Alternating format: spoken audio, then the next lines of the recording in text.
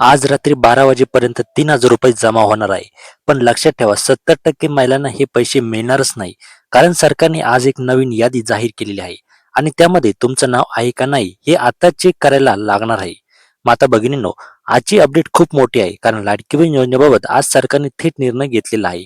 March plus April दोन्ही हप्ते एकत्र आणि थेट 3,000 रुपये तुमच्या खात्यात. पण सगळ्यांनाच पैसे मिळणार नाही.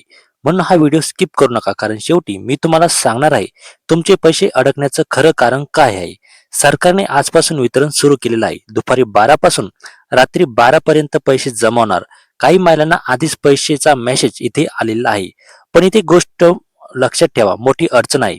सरकारने 12 जिल्ह्यांची पहिली यादी काढलेली आहे आणि फक्त त्यांनाच पैसे मिळणार आहे. जर तुमचा जिल्हा यात नसेल तर आजच पैसे इथे येणार नाहीत.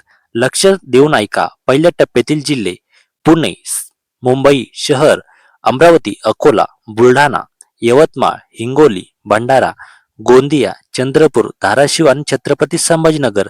तुमचा जिल्हा आहे का? कमेंटमध्ये येस किंवा नो म्हणून नक्की पाठवा. ज्या बहिणींना मेसेज आला आहे त्यांनी आले असं कमेंट करा आणि ज्यांना नाही आलं त्यांनी वाट पाहते असे लिहा. आता सर्वात मोठा प्रश्न म्हणजे काही महिलांचे पैसे का अडकले? 3 मोठी कारणे आहेत. पहिलं म्हणजे आधार लिंक नाही, दुसरं म्हणजे ई-केवायसी तुमची इनकम्प्लीट आहे आणि तिसरं म्हणजे पात्रता मिसमॅच. यापैकी एक जरी असेल तर तुमचे पैसे येणार नाहीत. सरकारने काही बँका सांगितलेल्या आहेत. त्यामध्ये एसबीआय आहे, त्यानंतर बँक ऑफ इंडिया आहे, त्यानंतर महाराष्ट्र बँक, एचडीएफसी, आयसीआयसीआय आणि कोटक या बँकांमध्ये पैसे जलद देत आहेत. पण थांबा, अजून एक महत्वाची गोष्ट म्हणजे 2100 रुपये कधी मिळणार? सरकारने सांगितलेलं आहे पुढील टप्प्यात यावर निर्णय होणार. म्हणजे अजून मोठा लाभ इथे बाकी आहे.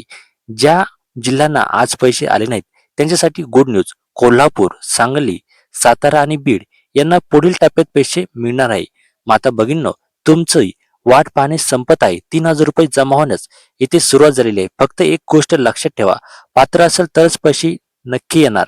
व्हिडिओ आवडल्यास लाईक करा आणि अशाच अपडेटसाठी चॅनलला सबस्क्राईब करायला विसरू नका. आपण भेटणार आहोत अशाच पुढच्या नवीन अपडेट सोबत. तोपर्यंत धन्यवाद. जय महाराष्ट्र.